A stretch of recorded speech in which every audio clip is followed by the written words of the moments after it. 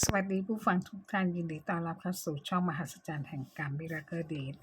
ในโลกนี้ไม่ว่าจะเป็นคนจนคนรวยคนธรรมดาไม่มีใครอยู่เหนือกฎธรรมชาติที่ตอบสนองทุกคนตามเหตุปัจจัยที่ตนเองเป็นผู้สร้างไว้ทำอย่างไรได้รับอย่างนั้นเสมอพร้อมจ่ายดอกเบี้ยกรรมด้วยทั้งตอนมีชีวิตและรับโทษทันหลังความตายตามแรงบุญแรงกรรมที่ตนสร้างไว้หนักหรือเบาถ้าคนที่ไม่ประมาทการใช้ชีวิตจะสร้างเสบียงบุญไว้ตั้งแต่ตอนมีชีวิต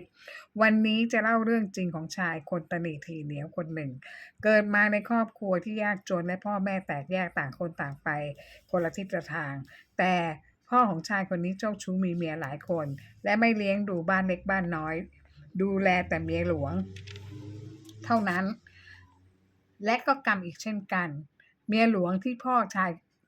ของชายคนนี้รักมากไม่มีลูกด้วยกันชายคนนี้เติบโตขึ้นมาต้องต่อสู้ชีวิตเพื่อความอยู่รอดแต่ใฝ่ดีในรักการเรียนเพราะรู้รสชาติ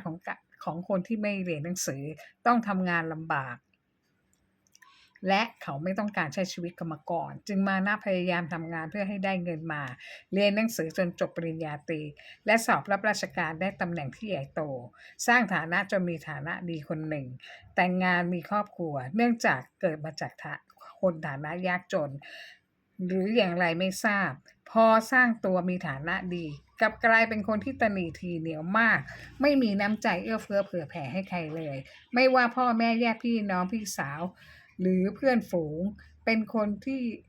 รับอย่างเดียวไม่เคยให้ความช่วยเหลือใครเลยถ้าใครมาขอความช่วยเหลือก็จะด่าว่าต่างๆนานาให้เจ็บใจและไม่ต้องการมาหาอีกซึ่งเป็นเจตนาของชายคนนี้ต้องการให้เป็นเช่นนั้นถ้าถ้าทำทานบริจาคสิ่งของให้ใครก็นำแต่ของอาหารที่เน่าเสียคือลาขึ้นดำเขียวจับไม่เป็นชิ้นเละบริจาคยาก็ยาหมดอายุเป็น10 ปีบริจาคข้าวสารก็มอดขึ้นตายเป็นล้านๆตัวข้าวสารแหลกเละลาขึ้นเขียวนอกจากนี้พอได้เป็นใหญ่เป็นโตก็ลืมพ่อแม่พี่น้องไม่ต้องการติดต่อเพราะอายที่ฐานะของแม่และพี่น้องเป็นคนยากจนต้องการกบกำพืชของตนเองโดยสร้างภาพลักษณ์ใหม่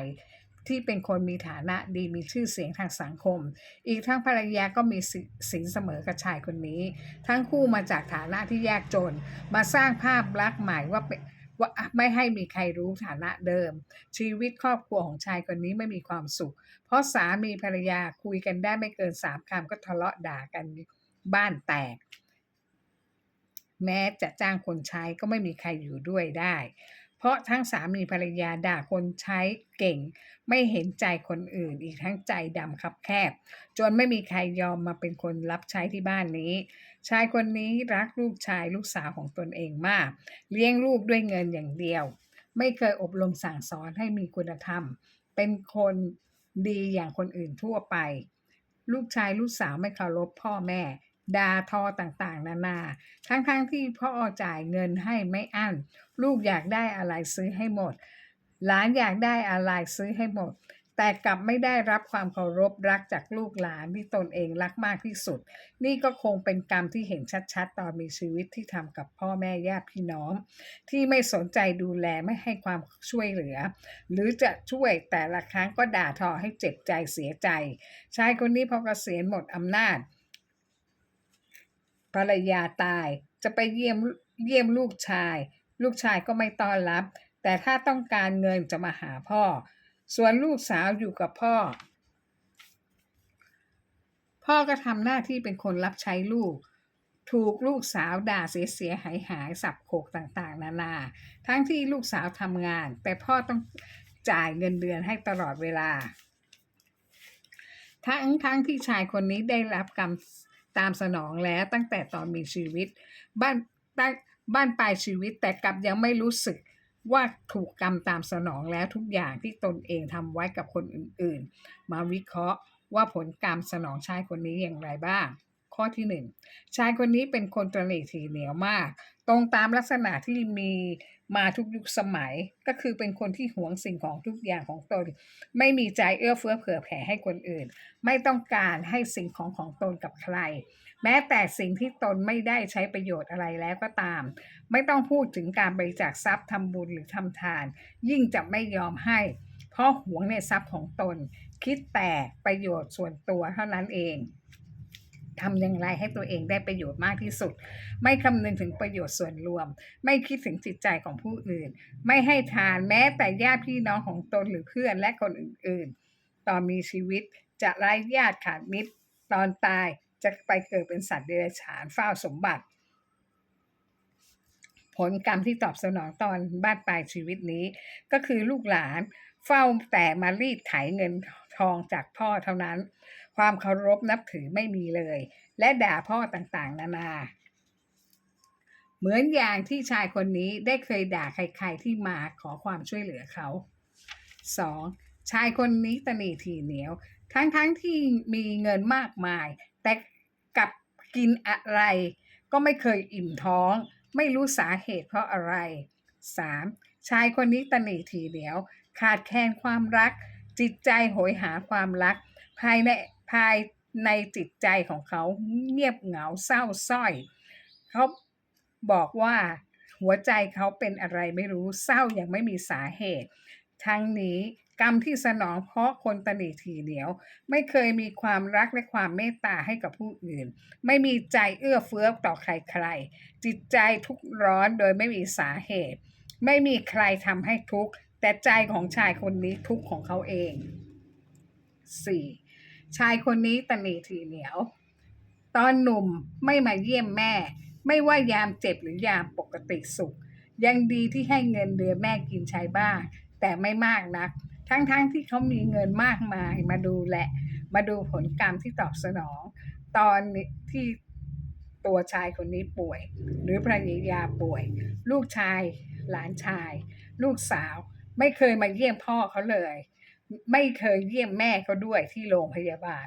มันก็ตอบสนองเหมือนอย่างที่ชายคนนี้ทำไว้กับแม่และญาติพี่น้องทุกอย่างแต่ที่สำคัญกลับไม่รู้สึกตัวต่อผลกรรมที่ตนเองได้รับตอนมีชีวิตกลับมองโลกในแง่ดีที่ว่าลูกไม่ว่างไม่มาเยี่ยมพ่อแม่ไม่เป็นอะไร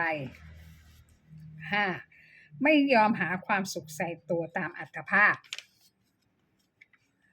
ที่ควรจะเป็นทั้งที่มีเงินมากมายแต่ทำตัวอดอยากทำให้ตัวเองลำบากไม่รู้จักใช้เงินให้เป็นประโยชน์และสร้างเสบียงบุญในภพหน้าเพราะเขาไม่เชื่อเรื่องนรกเรื่องสวรรค์ 6. ชายตนีคนนี้